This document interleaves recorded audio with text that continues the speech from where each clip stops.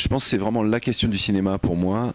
C'est-à-dire que moi, je peux pas avoir accès à des budgets de Hollywood avec des films à 300 millions de dollars.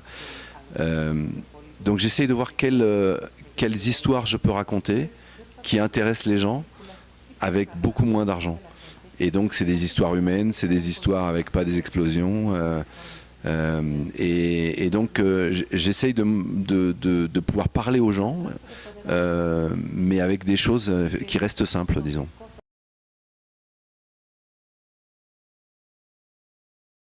Dans ce film, c'est beaucoup une histoire de fraternité.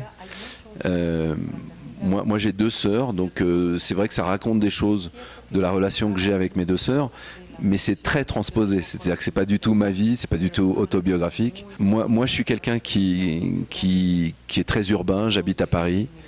Je ne fais pas de vin, mais du coup, c'est ça qui est intéressant quand je crée une histoire, c'est de voir comment des vignerons ont des choses proches de ma vie pour des histoires émotionnelles.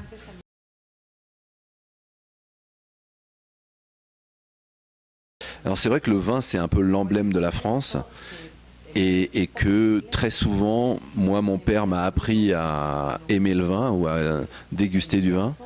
Euh, et il y a beaucoup de gens en France qui ont cette culture-là. C'est une vraie culture, c'est comme la littérature.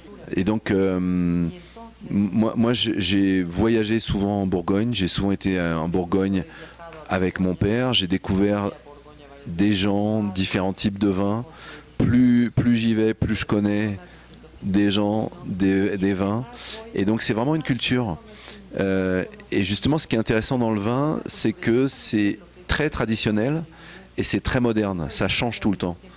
Donc là, il y a une nouvelle génération de vignerons qui ont entre 30 et 40 ans et qui font pas du tout comme leurs parents. Donc ils utilisent tout le savoir-faire de leurs parents, mais ils sont vraiment dans une modernité, ils essayent de faire du vin d'aujourd'hui.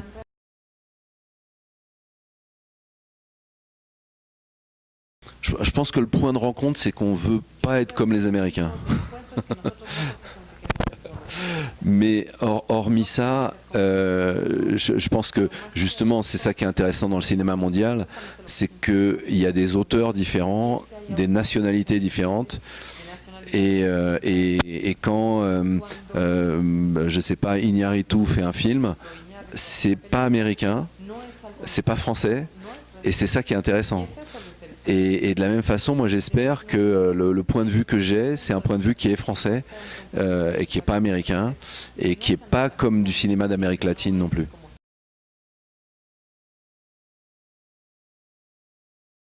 Euh, je pense que, enfin, de ce que je connais des Mexicains, les gens sont très attachés à l'idée de la famille. Et du coup, quand les gens sont curieux de voir des livres ou des films d'autres pays,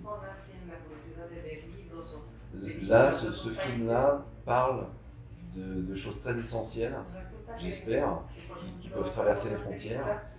Et en prenant la métaphore du vin, la métaphore du temps qui passe et la métaphore des relations familiales qui évoluent d'année en année.